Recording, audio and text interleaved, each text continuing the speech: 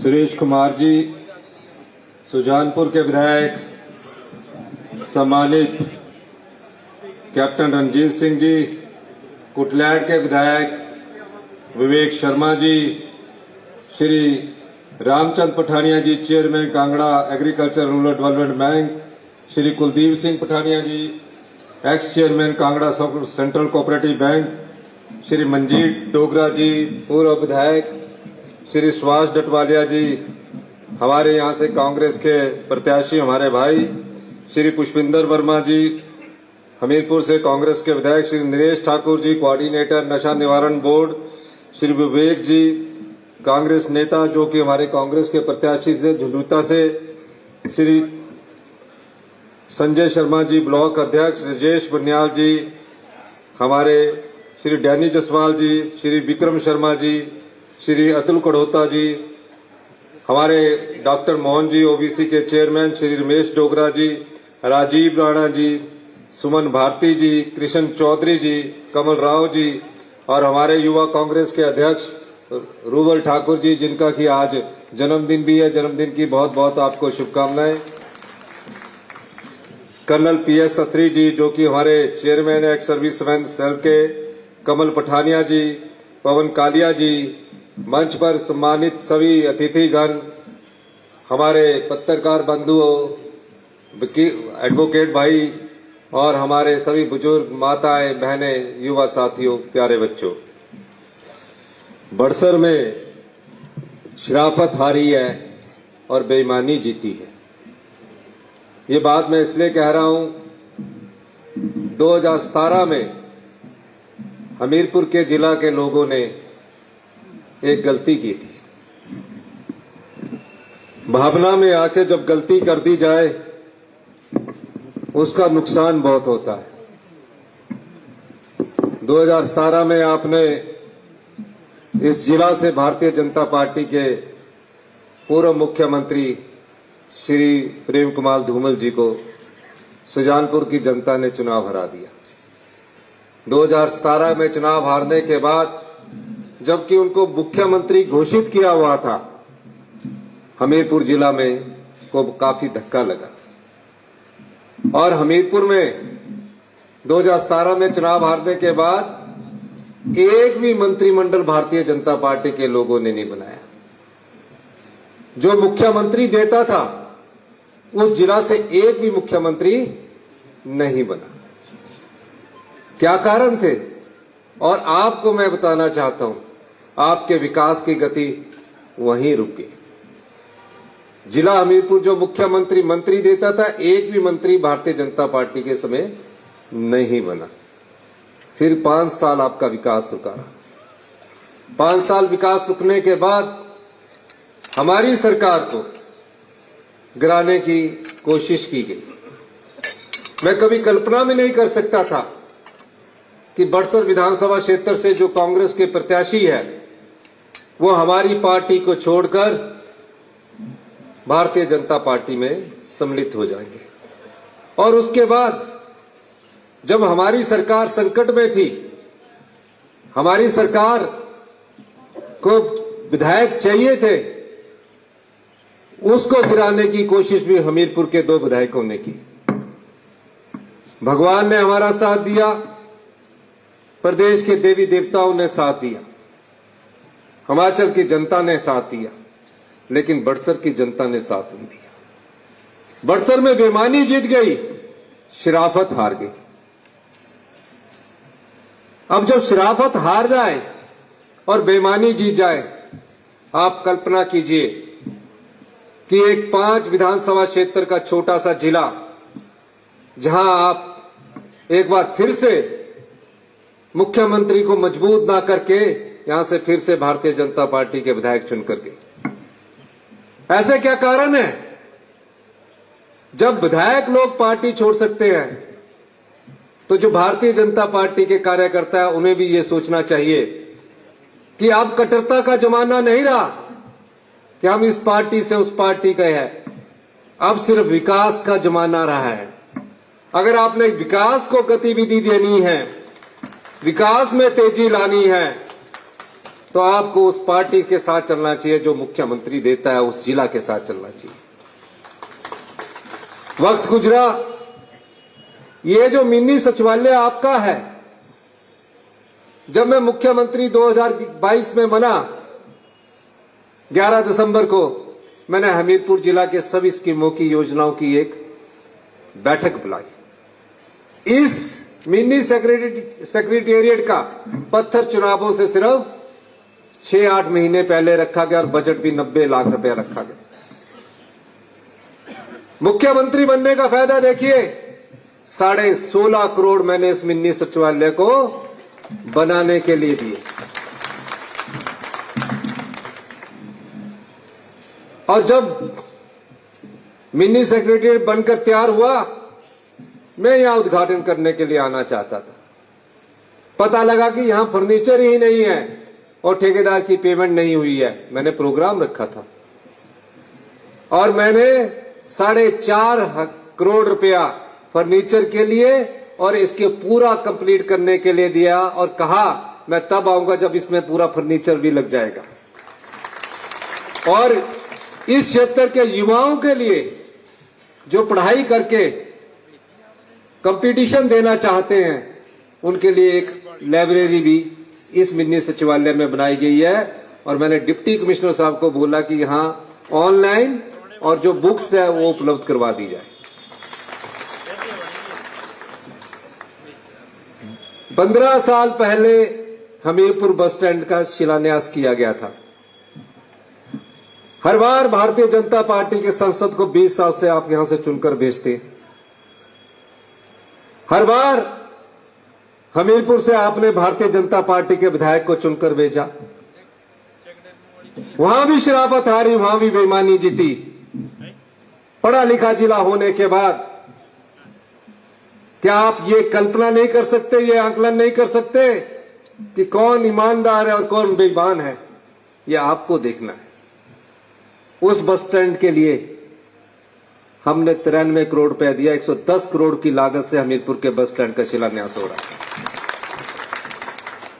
हमारे काम आपको मुख्यमंत्री के जिले का एहसास करवाते रहेंगे। बिजली से सलोनी तक की सड़क थी, सलोनी से बिजली तक की सड़क थी। मैं कई बार गया, पिछली बार जब मैं आया था तब भी मैं वहां गया। उसको हमने डबल लेन करने की बात की और उसके लिए 37 करोड़ रुपया मैंने उपलब्ध करवाए। आज के ठीक 11 दिसंबर के बाद हमारी सरकार को 3 साल होंगे। 3 साल पहले जब मैंने मुख्यमंत्री के पद की शपथ ली थी, मैंने अपने जीवन में कभी भी कल्पना नहीं की थी कि एक आप जैसे परिवार से उठकर, जिसके परिवार में कोई राजनीतिक पृष्ठभूमि से नहीं था, आम परिवार से उठकर मैं मुख्यमंत्री की कुर्सी पर पहुंचूंगा। 20 साल से मैं विधायक हूं, मैं कभी मंत्री पद पर नहीं रहा। मुख्यमंत्री बनने के बाद मैंने सबसे पहले जो काम किया वो उस आवाज को सुना, उस पीड़ा को सुना जिसकी कोई आवाज नहीं थी, जिसकी पीड़ा सुनने वाला कोई नहीं था। उन बच्चों की आवाज जो अपने माता को खो चुके थे, अपने पिता को खो चुके थे, अनाथ हो चुके थे, उनकी कौन देखभाल करेगा? 6000 ऐसे बच्चे जो अपनी माता को खो चुके थे, अपने पिता को खो चुके थे। हिमाचल प्रदेश की सरकार ने हिंदुस्तान का पहला ऐसा कानून बनाया जहां उन्हें सरकार ही माता है, सरकार ही पिता है, उन्हें चिल्ड्रन ऑफ द स्टेट का दर्जा दिया। और 27 साल की उम्र तक, जब तक उसकी पीएचडी नहीं हो जाती, उस पीएचडी तक हमारी पूरा खर्चा हिमाचल प्रदेश की सरकार देगी। और 18 साल से ऊपर हर महीने उन बच्चों को 4000 रुपया महीना मिल रहा है। शादी करने के लिए 2 लाख मिल रहे हैं, घर बनाने के लिए 3 लाख रुपए मिल रहे हैं। उन्होंने कभी हमसे मांग नहीं की, कोई आंदोलन नहीं किया, कोई अखबार से न्यूज नहीं निकाली, लेकिन एक दर्द हमारे सीने में था कि इस जो प्रदेश की संपदा है, इसमें उन बच्चों का भी अधिकार है। अभी हमारी सरकार ने उन विधवा बहनों के बच्चों के लिए एक योजना लेके आए। क्योंकि विधवा बहनें हमारे पास दर्द लेकर नहीं आई। हमने कहा उन विधवा बहनों की बच्चों की पढ़ाई का खर्चा हिमाचल प्रदेश की सरकार उठाएगी और 23,000 विधवा बहनों के बच्चों की खर्चा हिमाचल प्रदेश की सरकार इंदिरा गांधी सुख शिक्षा योजना के तहत उठा रही है।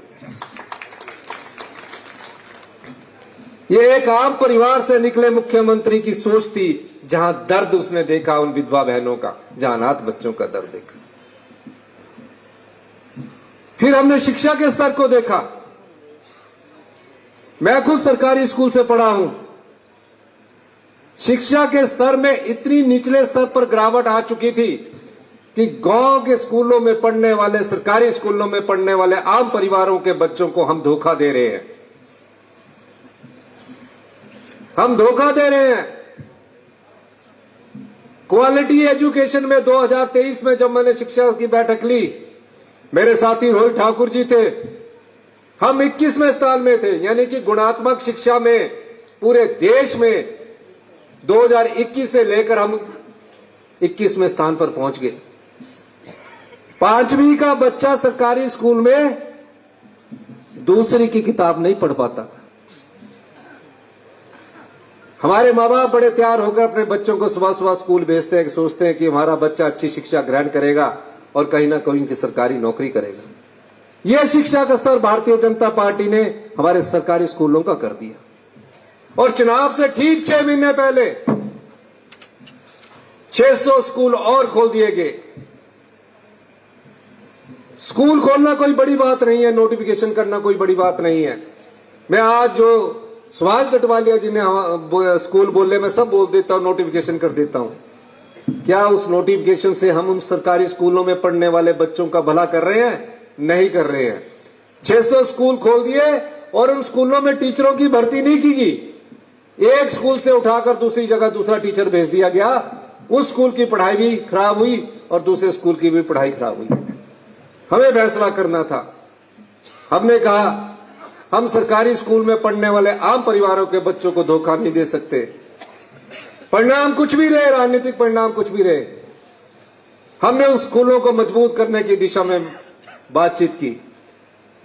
मैं और शिक्षा मंत्री रोहित ठाकुर जी दिन रात बैठकर उसमें काम करते रहे। मैंने शिक्षा मंत्री को कहा कि स्कूलों के बारे में हमें फैसला करना पड़ेगा और हमने फैसला किया। आज मुझे बड़ी खुशी की बात है कि हम जिस 2.5 साल में जिन स्कूलों में, सरकारी स्कूलों में जो 21वें स्थान पर था, भारत की उसी केंद्रीय एजेंसी ने द्वारा हमें गुणात्मक शिक्षा के आधार पर 5वें स्थान पर ला दिया। ये मैं कहना चाहता हूं कि ये सरकार होती है। अच्छे शासन के लिए अच्छे प्रशासन का होना जरूरी है। गुड गवर्नमेंट के लिए गुड गवर्नेंस का होना जरूरी है। हम फैसला कर रहे हैं और आप देखना, एक सेंट्रल स्कूल के लिए आप लाखों बार लोगों के पास जाते हो कि मुझे सेंट्रल स्कूल दे दो। मैं आपके हूं। यहां बड़सर में भी सेंट्रल स्कूल के बराबर की सुविधा देने जा रहा हूं और बड़सर का जो स्कूल इन्होंने सीबीएसई मांगा है उसको सीबीएसई करने जा रहा हूं। इन्होंने 5-6 स्कूल मांगे हैं और इस स्कूल को हम अगले एकेडमिक सेशन से सीबीएसई करेंगे ताकि जो इधर उधर पढ़ने वाले बच्चे हैं उनको अच्छी शिक्षा मिल सके और सभी टीचर उन सीबीएसई स्कूलों में उपलब्ध होंगे। उस स्कूल के बच्चों के ड्रेस कोड होगा, टीचर का भी ड्रेस कोड होगा। अभी तक हमें सीबीएसई से 20 स्कूलों की मान्यता प्राप्त हो चुकी है। 100 स्कूल अगले एकेडमिक सेशन से हम शुरू करने जा रहे हैं। ये स्कूल ऐसे नहीं होंगे। इस स्कूल की क्वालिटी आप देखेंगे तो आप फख्र महसूस करेंगे, लेकिन इस सारी व्यवस्था को बदलने के लिए समय चाहिए और उस समय के अनुसार हमने व्यवस्था बदली है और आने वाले 5-7 सालों में हिमाचल प्रदेश के जितने भी स्कूल होंगे वो बेस्ट क्वालिटी के स्कूल इंडिया के होंगे। ये मैं कहना चाहता हूं। हेल्थ का क्या हाल है? आप हॉस्पिटल जाते हैं, डॉक्टर साहब को आप अपनी दिखाते हैं। हेल्थ में आपको अगर छींके आ गई, पैरासीटामोल खा ली, एंटी एलर्जी खा ली, AG 500 खा ली, कभी आपने सोचा है 1000 करोड़ रुपया हिमाचल प्रदेश की जनता, जिसकी कोई गिनती नहीं होती, जब बीमार होता तो खर्चा करना चाहते हैं, कोई गिनती नहीं होती कि कोई गिनती होगी। उस समय तो ये देखते हैं कि किसी तरह मेरा इलाज हो जाए, मेरी जमीन भी बिक जाए, मेरा इलाज हो जाए। पर आपको बीमारी क्या हुई इसका पता हॉस्पिटल में तक नहीं लग पाता। आपका डॉक्टर एक्सरे करता है, आपका डॉक्टर सीटी स्कैन करता है, आपका डॉक्टर एमआरआई करता है। हार कर आप पीजीआई जाते हैं या बाहर किसी प्राइवेट हॉस्पिटल में चले जाते हैं। 1000 करोड़ हर साल हिमाचल प्रदेश की जनता बाहर खर्च करती है हेल्थ के लिए। और आपको मैं बताना चाहता हूं कि नॉर्थ ईस्ट के बाद अगर सबसे ज्यादा कैंसर के केसेस कहीं है जनसंख्या के अनुपात में, हिमाचल प्रदेश में। 40 साल से ऐसी व्यवस्था चली आ रही है कि आज करो, कल करो, फाइलों में जाओ, ये करो। हम उस व्यवस्था को ही बदलने आए। शिमला का आईजीएमसी जो हमारा प्रीमियम हॉस्पिटल है, या हम मेडिकल कॉलेज खोल रहे हैं, 19 साल पुरानी एमआरआई मशीन है जिसको मैंने अब जाकर तब्दील किया। 19 साल पुरानी मशीन है। एक्सरे की 15-15 साल पुरानी मशीनें हैं। मैंने कहा ये जनता के साथ धोखा है। सरकारी हॉस्पिटल में कौन जाता है? एक आम परिवार का आदमी जाता है, किसान का बेटा जाता है, गरीब इंसान जाता है। वहां बेचारा 4 घंटे लाइन में खड़ा होता है, डॉक्टर से बारी आती है, पेन किलर से दर्द दूर होता है, लेकिन बीमारी पूरी तरह ठीक नहीं होती है। डायग्नोसिस ढंग से होता है, रोग का पता ही नहीं लगता कि आपको रोग क्या है, और आप काफी पैसा खर्चते दे आ जाते और हॉस्पिटल में चले जाते हैं। हमने उस दिशा में ध्यान देना शुरू किया। हमने डॉक्टरों की कमी नहीं है। हिमाचल प्रदेश में हिंदुस्तान के सबसे बेस्ट डॉक्टर हैं, सबसे बेस्ट पैरामेडिकल स्टाफ है। क्या कमियां हैं? हमने मेडिकल कॉलेज में भी व्यवस्था परिवर्तन किया। हमने देखा कि पीएससी की नर्स, पीएससी का डॉक्टर मेडिकल कॉलेज में जा रहा है। हमने दोनों कैडर को अलग किया, जिसके लिए आंदोलन होते थे कि हमारे को अगर हाथ लगाया तो हम आंदोलन कर देंगे। हमने हेल्थ डिपार्टमेंट को अलग कर दिया और मेडिकल कॉलेज को अलग कर दिया। और आज पहले चरण में 1300 करोड़ में मैंने कहा कि आप सारे सीएससी, पीएससी के जहां भी डॉक्टरों की कमी है उन डॉक्टरों को भरेंगे, और जहां मेडिकल टेक्नोलॉजी की जरूरत है हम मेडिकल टेक्नोलॉजी उपलब्ध करवाएंगे। हमीरपुर में मेडिकल कॉलेज तो खुल गया, लेकिन वहां पीजी की क्लासेस है, स्पेशलिस्ट है। मैं हमीरपुर में 7 और स्पेशलिस्ट डिपार्टमेंट खोलने जा रहा हूं, जिस पर तकरीबन 100 करोड़ रुपए के करीब और खर्चा आएगा। और नॉर्थ इंडिया का सबसे बड़ा कैंसर इंस्टीट्यूट हमीरपुर जिले में बनने जा रहा है, जिसके लेके 300 करोड़ रुपए का खर्चा आएगा। ये क्यों हो रहा है?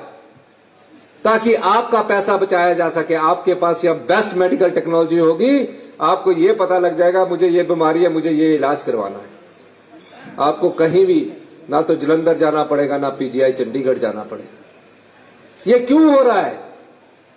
क्योंकि आप जनता सरकारी हॉस्पिटलों में अपना इलाज करवाती है। आज हमने आदर्श अवस्था संस्थान हर एक विधानसभा क्षेत्र में खोले। 6 हम स्पेशलिस्ट डॉक्टर देने की कोशिश कर रहे हैं, और 1 साल के भीतर 6 स्पेशलिस्ट डॉक्टर हम सब आदर्श अवस्था संस्थानों में दे देंगे।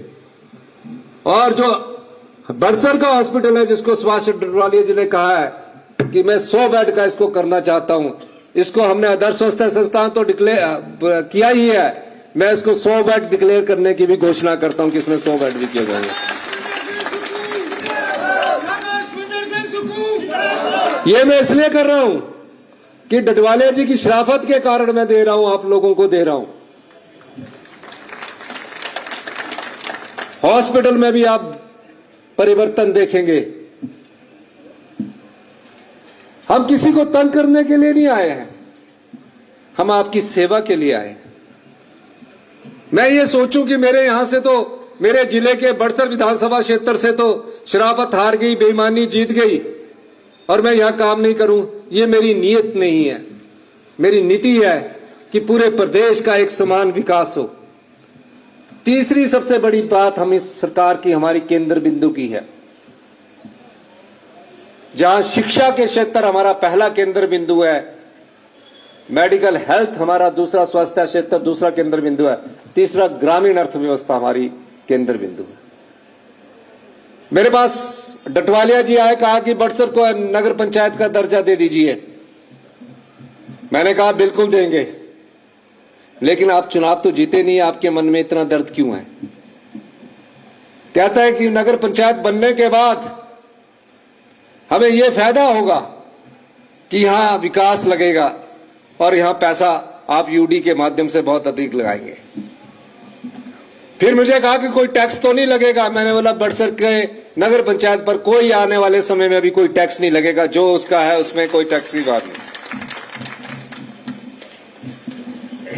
और इसी संदर्भ में इन्होंने हमसे एक पार्किंग मांगी, जिसमें कहा कि मेरे पास जगह है, उस पार्किंग को भी मैं देने की घोषणा करता हूं। तीसरा हमारा केंद्र बिंदु क्या है? ग्रामीण अर्थव्यवस्था। ग्रामीण अर्थव्यवस्था क्या है? गांव के लोगों के हाथ में पैसा कैसे पहुंचे? बड़े बड़े उद्योगपति है, जीएसटी लगने के बाद हिमाचल प्रदेश को 4,500 करोड़ रुपए का नुकसान हुआ है। हम 3 रुपए पर यूनिट बिजली दे रहे हैं। किनको? उद्योगपतियों को। ये पिछली भारतीय जनता पार्टी की सरकार कर गई। 5,000 बीघा जगह बिना रजिस्ट्री के भारतीय जनता पार्टी की सरकार ने नालागढ़ और बद्दी में बड़े उद्योगपतियों को दे दी और कहा आप यहां उद्योग लगाइए। उद्योग लगाकर कहा कि हम आपको 10 साल तक 3 रुपए प्रति यूनिट बिजली दे रहे हैं, जबकि हम जनता से 4 रुपए प्रति यूनिट बिजली ले रहे हैं। और कहा कोई रजिस्ट्री जो जगह की होगी उसमें कोई रजिस्ट्रेशन फीस नहीं ली जाएगी और 10 साल तक पानी भी मुफ्त में देंगे। और आपको कहते हैं जितने बड़े उद्योगपति हैं उनको बोला कि आपको बियर हाउस भी बनाकर देंगे। मैंने जब विभाग की मीटिंग ली, मैंने कहा ये तो जनता की संपदा को लुटाना है, ये जनता के पैसे को क्यों लुटा रहे हो? लेकिन वो उन्होंने एग्रीमेंट किए हुए थे। मैंने कहा हम जनता की संपदा को लुटाने के लिए नहीं आए हैं, ना लुटाने के लिए आए ना लूटने के लिए आए हैं। हमने कहा कि गांव के लोगों के हाथ में पैसा होना चाहिए। कोई कभी कल्पना भी नहीं कर सकता था कि गांव में किसी ने गाय रखी है, भैंस रखी है, उससे सरकार गाय के दूध के रूप में 51 रुपए प्रति लीटर के हिसाब से स्पॉट प्राइस दे रही है, सरकार खरीदेगी। 2 रुपया किराए का भी देगी। भैंस का दूध के रूप में 61 रुपए सरकार खरीदेगी, 2 रुपए किराए के रूप में देगी। जिनके पास जगह है, अगर वो प्राकृतिक खेती का फार्म भरते हैं तो 60 रुपए किलो गेहूं सरकार खरीदेगी, 40 रुपए किलो मक्की सरकार खरीदेगी और 90 रुपए किलो कच्ची हल्दी सरकार खरीदेगी। कच्ची हल्दी का क्षेत्र में यह फायदा होगा कि ना तो उसको सुअर खाता है, ना नील गाय खाती है, ना बंदर खाते हैं। हल्दी लगाई, 1 किलो के 90 रुपए आपके हाथ में मिलेंगे। जिस प्रकार हल्दी को अगर आप एक प्राकृतिक रूप में उगाएंगे, सरकार आपसे खरीदेगी, कोई और नहीं खरीदेगा, सरकार खरीदेगी। ये इससे ग्रामीण अर्थव्यवस्था मजबूत होगी। और हमने देखा कि मनरेगा में कई महिलाएं लगी रहती है। 2 साल में हमने मनरेगा में पिछले 40 साल में कभी इतनी बढ़ोतरी नहीं की, 80 रुपए की बढ़ोतरी की और मनरेगा की दिहाड़ी को बढ़ाकर 335 रुपए की। क्यों? गांव के किसानों के पास पैसा पहुंचना चाहिए। हर बार ट्री प्लांटेशन होता, ट्री प्लांटेशन में मंत्री एमएलए आकर पौधा लगा लेते, फॉरेस्ट कारपोरेट डिपार्टमेंट उसमें पौधा लगा लेता। हमने कहा अब महिला मंडल पौधे लगाएंगे और 5 साल में हमारी सरकार उनको 6,40,000 रुपया देगी। महिला मंडल, युवा मंडल, स्वयं सहायता समूह, हर एक जगह महिला मंडल वाले अगर पेड़ लगाते हैं, पेड़ वन विभाग उपलब्ध करवाएगा, चारों तरफ जाली भी वन विभाग लगाएगा। निश्चित रूप से जब वो वन विभाग लगाएगा तो महिला मंडल में जो पेड़ उगे हैं उन पेड़ों के कारण आपको 1,20,000 1 हेक्टेयर के मिलेंगे, यानी 25 करनाल के मिलेंगे। एक और योजना हम ग्रामीण अर्थव्यवस्था के लिए लेकर आए हैं। अगर आप अपने जमीन पर 100 किलोवाट से लेकर 1 मेगावाट का सोलर पावर प्रोजेक्ट लगाना चाहते हैं तो राजीव गांधी स्वरोजगार योजना के तहत अगर आप 1 करोड़ का लोन लेते तो उसमें अगर आपको 9% का ब्याज लगता है, 5% ब्याज हिमाचल प्रदेश की सरकार देगी और जो बिजली उस प्रोजेक्ट से बनेगी वो हिमाचल प्रदेश की सरकार खरीदेगी। इस प्रकार की योजनाएं हम ग्रामीण अर्थव्यवस्था के लिए लेकर आए। प्रदेश में विकास किस तरह हो, जनता का पैसा जनता के हाथ में कैसे जाए। जब आप ऐसे फैसले करते हैं तो कई प्रकार की अड़चनें आपके पास आती है। पहले तो अधिकारी वर्ग से अड़चनें आती है, फिर राजनीतिक दबाव के कारण अंदर से बहुत अड़चनें आती है। भारतीय जनता पार्टी की सरकार ने शराब के ठेकों की नीलामी के लिए शराब के ठेकों की नीलामी के नहीं की, हर साल रिन्यू कर दिए जाते थे और सरकार को सिर्फ 10% का प्रीमियम मिलता था। हमारी सरकार ने जब ऑक्शन की, भारतीय जनता पार्टी की सरकार ने 4 साल में 400 करोड़ रुपए कमाया। हमारी सरकार ने ऑक्शन करके एक ही साल में 450 करोड़ का जनता की संपदा को लूटने से बचाया। 450 करोड़ रुपए एक साल में बचाए जो 5 सालों में उन्होंने कमाए। ये आपका पैसा है। ये मुझे नहीं समझ नहीं आता था। जब मैं कुर्सी में बैठा तो मैंने अंदाजा लगाया कि जनता के पैसे को कैसे लुटा रही है सरकारें।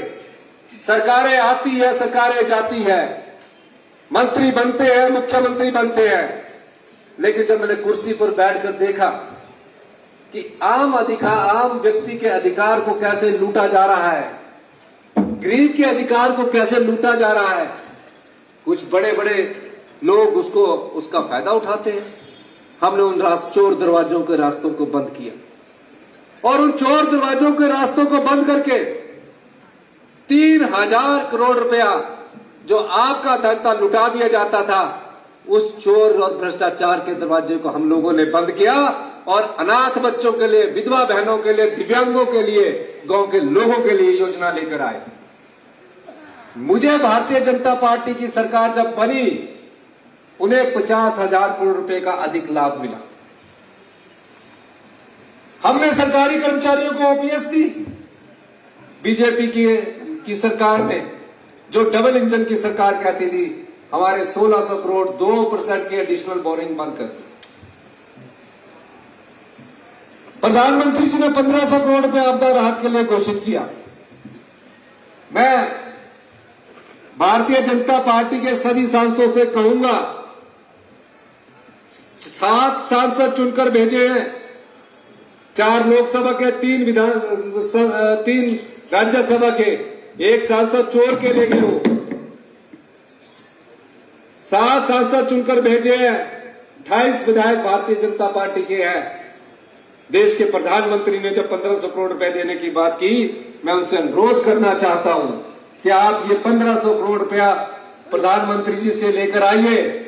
हम आपके नेतृत्व में भी चलने को तैयार है। प्रदेश की जनता में मुझे आपका नेतृत्व भी स्वीकार करने की जरूरत हुई तो मैं उसके लिए भी तैयार हूं।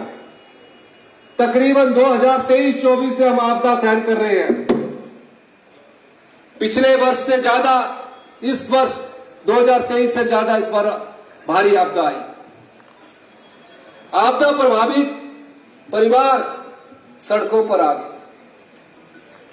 बड़ी मुश्किल से एक घर हिमाचल प्रदेश में, मैं जानता हूं, पाई जोड़कर एक पक्का घर बनाया जाता है और ये कल्पना भी नहीं उस परिवार ने की होगी जब किसी रात को उसका घर इस भारी आपदा में बह गया। देश के प्रधानमंत्री की प्रधानमंत्री आवास योजना के तहत 1,30,000 दिया जाता है। मैंने कहा 1,30,000 से घर नहीं बनता। हम उन आपदा प्रभावित परिवारों को नवंबर के पहले हफ्ते में अपने संसाधनों से 7,70,000 रुपया देने जा रहे हैं। इस मंच के माध्यम से मैं पूरे हिमाचल प्रदेश में इस वर्ष की जो आपदा आई है, जिसका घर टूटा है, जिसका घर पूरी तरह नष्ट हो गया, उसको 7,70,000 देंगे। जिसका घर आंशिक रूप से टूटा उसे 1 लाख रुपया देंगे। जिसकी भैंस गाय मरी है उसको 55,000 रुपया हमारी सरकार देगी। और पूरे प्रदेश में मैं आपदा राहत का पैकेज बांटूंगा। आज मैं ये घोषणा करना चाहता हूं। प्रदेश की तरक्की हो, प्रदेश की तरक्की हो, प्रदेश कैसे आत्मनिर्भर बने, प्रदेश के लोगों के हाथ में पैसा कैसे आए। हमारे संसाधन सीमित हैं। हमने कभी ये सोचा ही नहीं कि हमें कैसे आत्मनिर्भर बनना है। हमें पैसा आता कि हम उठाते गए। भारतीय जनता पार्टी की सरकार ने पिछले 5 वर्षों में, मैं ठेकेदारों को दोष नहीं देता, ठेकेदारों को फायदा बनाने के लिए 1000 करोड़ की बिल्डिंगें बनाई और जो आज खाली पड़ी है, 1000 करोड़ की हर जगह खाली पड़ी है और कर्जा हमारे ऊपर छोड़ गए। तो जो डबल इंजन की सरकार कहते थे, कभी उन्होंने आंगनबाड़ी आशा वर्कर का मानदेय नहीं बढ़ाया, चुनावों से पहले बढ़ाते थे। हम जब से आए हम हर साल बढ़ाते हैं, हर साल बढ़ाते हैं हम। वो चुनाव के वक्त आकर मानदेय बढ़ाते हैं। मेरा कोई भी बजट देख लेना, उसमें जो भी नीति बनी होगी, जो भी योजना होगी, वो प्रदेश को आत्मनिर्भर बनाने के लिए बनी होगी। हम शिक्षा में व्यापक सुधार कर रहे हैं। मैं आपको दावे के साथ कह सकता हूं कि जो हमारे सीबीएसई स्कूल होंगे, उसमें पढ़ने वाले बच्चे और जो सरकारी स्कूल में होंगे, आने वाले समय में किसी भी चुनौती का सामना करने के लिए तैयार होंगे। एम्स के बराबर हम सुविधाएं दे रहे हैं अपने सभी मेडिकल कॉलेज में। आप देखना आने वाले समय में उसमें भी सुविधाएं हम बढ़ा रहे हैं। 40 साल से जो बिगड़ी व्यवस्था है, उस व्यवस्था को हम परिवर्तन करना चाहते हैं। इसीलिए मैं कहता हूं कि हम लोग सत्ता में सत्ता सुख के लिए नहीं आए हैं, व्यवस्था परिवर्तन के लिए आए हैं। हम ये सोचकर काम करें कि मैं 5 साल तक इसको भी खुश करो, उसको भी खुश करो, गलत काम करते जाओ तो प्रदेश का भला नहीं होने वाला। जो युवा पीढ़ी है, उनका सुनहरा भविष्य बनाने के लिए हम आए। अभी पुलिस की 1000 भर्ती हुई, भर्ती में कोई उंगली नहीं उठा सकता, पारदर्शी तरीके से भर्ती हुई। भारतीय जनता पार्टी के समय पुलिस की भर्ती हुई, पेपर तक लीक हो गए। राज्य चयन नियोग से जो गरीब बच्चे पढ़े लिखे मेरिट में आते थे, उनके साथ धोखा हुआ और जो 50,000 और 1 लाख रुपया खरीदकर सबॉर्डिनेट सिलेक्शन बोर्ड से पेपर किए थे, वो सिलेक्ट हो गए। हमने उस बोर्ड को भंग किया। अभी हम और भर्ती करने जा रहे हैं, क्योंकि अग्निवीर के कारण हमारे जो युवा देश की सेवा के लिए जाते थे, उन्हें अग्निवीर के कारण देश की सेना में भर्ती होने में दिक्कत होने लगी। मैं यहीं से अभी 800 पुलिस वालों की और भर्ती करने जा रहा हूं, ताकि जो अग्निवीर की कमी रेगुलर के रूप में है, उसे मैं पूरा कर सकूं। दीपावली के अवसर पर हमने आर्थिक संसाधनों से 3% डीए की किस्त भी दी है। तो आने वाले समय में युवाओं को रोजगार के अवसर मिलेंगे। और मैं ये भी कहना चाहता हूं, वही प्रदेश तरक्की करता है जहां जनता का साथ होता है, समाज का साथ होता है। मैं बार बार कहता हूं कि 2027 में हम हिमाचल प्रदेश को आत्मनिर्भर बनाएंगे। ये एक परिकल्पना नहीं है। और 2032 में हिंदुस्तान का सबसे समृद्धशाली और अमीर राज्य बनाएंगे। मुझे पता है, आप नहीं जानते, जब मैं भी एमएलए था, मैं भी अंदर की बात नहीं जानता था। मुझे पता है कि आप लोगों के धन को कैसे बचाना है। इसलिए मैं बार बार कहता हूं, हम संपदा को बचाने के लिए आए हैं, धन को लुटाने के लिए नहीं आए हैं। धन जाए तो आम आदमी के हाथ में जाए, इस दृष्टि से हमारी सरकार कार्य कर रही है। विश्वास कीजिए, इस बार आपने बेईमानी को जिताया है, अगली बार आप यहां से कांग्रेस की ईमानदार प्रत्याशी को जिताएंगे, शराफत को जिताएंगे। जिताएंगे कि नहीं जिताएंगे? हाथ खड़ा करके बताओ। बेईमानी किसने की है, तय आपने करना है। मैं किसी का नाम नहीं लेना चाहता, आपको तय करना। आप पढ़े लिखे हैं। और उस समय बेईमानी को आपने जिताया जब आपके जिले के मुख्यमंत्री की कुर्सी खतरे में थी। आप कल्पना कीजिए, ये आने वाला समय प्रदेशवासियों के लिए सुनहरा है। और मैं प्रदेशवासियों का धन्यवाद करना चाहूंगा जिन्होंने हिमाचल प्रदेश में दोबारा से हमें आशीर्वाद दिया।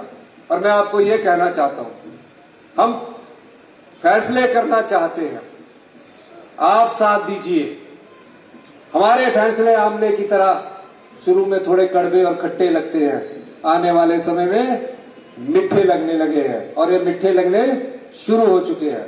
हम आत्मनिर्भर हिमाचल की दिशा में तेजी से आगे बढ़ रहे हैं और जब प्रदेश आत्मनिर्भर हिमाचल की दिशा में आगे बढ़ता है उस समय थोड़े बहुत फैसलों से पीछे नहीं हटना पड़ेगा। इन्हीं शब्दों के साथ मैं हमीरपुर के डॉक्टर पुष्पिंदर जी भी आए हैं।